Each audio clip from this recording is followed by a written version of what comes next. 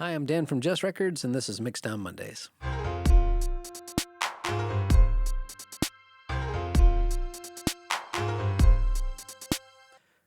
Last week, we talked about high-pass and low-pass filters. This week, we're going to talk about equalization, or EQ. EQ refers to altering the balance and frequency range in your audio between 20 Hz and 20,000 Hz, the standard frequency range for human hearing. Fun fact, the average person over 25 can't hear above 16,000 Hz. But if you're like me and can, it's kind of a blessing and a curse because that can be a very harsh range to hear things in.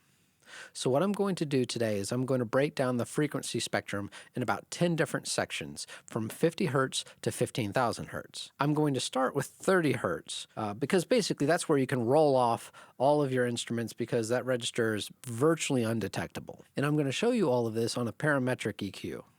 Starting with 30 Hz, where you can roll off most of your instruments because this register is virtually undetectable. At 50 to 60 Hz, you can add fullness in the sound. Sound you can feel in the low frequency instruments like bass or kick. Reduce this register to cut the boom in these instruments, and you may find that this helps provide room for more overtones in the lower register. At 100 Hz, you can increase this to add fullness in guitar and snare, more punch in the bass and kick, or decrease or scoop this to add clarity and room in your mix. At 200 Hz, increase this to add fullness in vocals and snare and guitars. Or you can reduce this to decrease the muddiness in mid-range instruments or that gong-like sound in cymbals. At 400 Hz, this is the range where things can get really muddy. You could increase this to add more low end for when your playback is at lower volumes, but decrease this to get rid of that boxiness in your mix, especially in the drums.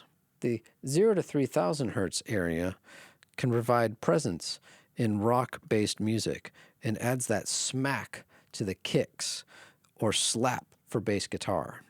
At 3000 Hz, you can increase this for attack in piano and bass and guitar, or you can decrease this to reduce sibilance in vocals. At 5000 Hz, vocals can be made more present with an increase in this range, brightness on the guitar or that cracking snare sound. You can also reduce this range to thin the guitar out a little or other background instruments to let them blend into the track more. At 7000, you can increase here to add attack on low-frequency instruments, drums and percussion, and more of that finger sound on the bass guitar. Sharpness on the keys and synth and electric guitar and piano are also in this register, and you can cut this register to decrease the sibilance in vocals. At 10,000 Hz, you can add air and clarity to more acoustic instruments or increase it to brighten vocals and cymbals. You can decrease it to reduce sibilance or the S sound in vocals and your overall harshness in the mix. And finally, at 15,000, you can increase this area also to add air and brightness, or you can decrease to remove sharp or harshness in instruments, like in a low-pass filter.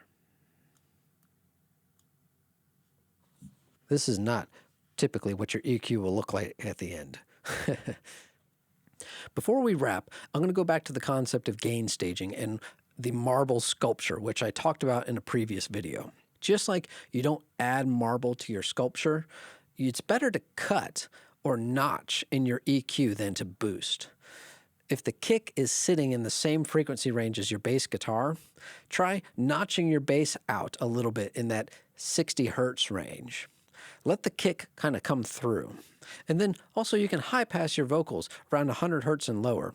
It will only add muddiness in your mix if you don't. And finally, EQing will not save your mix because you can't really EQ out bad sounds.